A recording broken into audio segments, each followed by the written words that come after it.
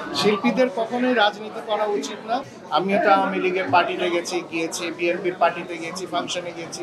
কেউ তো আমাদেরকে কোনোদিন বলে না। আমরা বিকজ কখনো সুযোগ নিতে চাই না। তাকে কেনই বা গ্রেফতার করা হলো, থানায় পাঠানো হলো, আবার তার বেলও দেওয়া হলো না, আবার দুদিন পর আবার বেল দেওয়া হলো। তাহলে প্রসেসটা কি? স্বরাষ্ট্রমন্ত্রী বললেন তার প্রপার কেস আছে। কেস থাকলে আবার ছেড়ে দিলেন কেন? আমরা চাটুকার হয়ে গিয়েছিলাম বেশি, শিল্পী সমিতি চাটুকার হয়ে গিয়েছিল। শিল্পীদের কখনোই রাজনীতি করা উচিত না। রাজনীতি যদি করতেই হয় এইটা শেষ করে আরেকটা ক্যারিয়ার হিসেবে ধরলে তখন রাজনীতি করা দরকার। বাট অ্যাট এ টাইম আমি একটা প্রফেশনে থাকা অবস্থায় আমি যখন রাজনীতি করতে যাব, আমি তখন আরেক জায়গায় সুযোগ নিতে যাব, আমাকে নিয়ে কেউ সুযোগ নিতে যাবে, আমাকে অন্যের তোষামত করতে হবে, যেটা ইদানিংকালে যা হয়েছে। আমাদের শিল্পীরা অনেকেই অনেক কিছু করে, বাট এরা কিন্তু সুযোগ নিত। সবাই সুযোগ নিতে গিয়েই এই মানে প্রবলেমগুলো হয়ে গেছে। যদি সুযোগ না নিত, আমরাও গিয়েছি, আমাদের দাওয়াত দিলে আমরা গিয়েছি, দাওয়াতে দাঁড়িয়েছি, ছবি তুলেছি, ব্যাস। আমাদের পিছনে তো পুলিশ দৌড়ায় না, আমাদের পিছনে তো কেউ বলে না তুমি এটা করলা কেন, ওটা করলা কেন। আমিও তো আওয়ামী লীগের পার্টিতে গিয়েছি, বিএনপির পার্টিতে গিয়েছি, ফাংশনে গিয়েছি।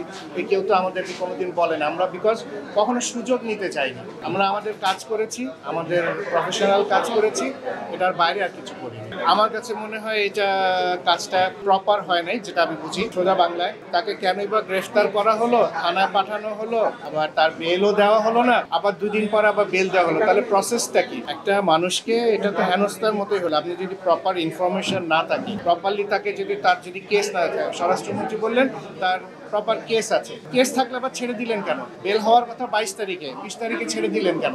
তার মানে এটার মধ্যে তো মানে প্রপার জিনিসটা তো প্রপার না। এটা তো লোকের চোখে লাগে, কোশ্চেন আসে যে এটা কেনটা তো ঠিক না। আক্ষেপ জানানোটা মানে এটাই শেষ না। ওনার কিছু করার উচিত ছিল। ওনার ইনফরমেশন ছাড়া মিডিয়ায় ওরকম জানে, উনি এখন উপদেষ্টা, উনি থাকা অবস্থাতে এইসব জিনিসগুলো হওয়াও তো আমাদের জন্য ঠিক না। আমরা হয়ে গেছি কি চাটুকার হয়ে গিয়েছিলাম বেশি, শিল্পী সমিতি চাটুকার হয়ে গিয়েছিল একটা সময়। আমি বলবো না কার নাম বলবো না, ওই লোকটা, ওই কতগুলো লোক আসার পর থেকে শিল্পী সমিতি একটা দলের চাটুকার হয়ে গেছিল, ওদের মুখপাত্র হয়ে গিয়েছিল।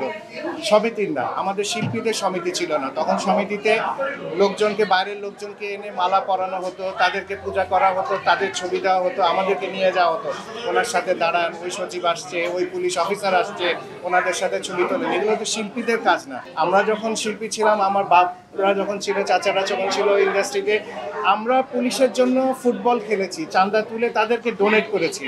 এই সমিতি আসার পরে কি হলো?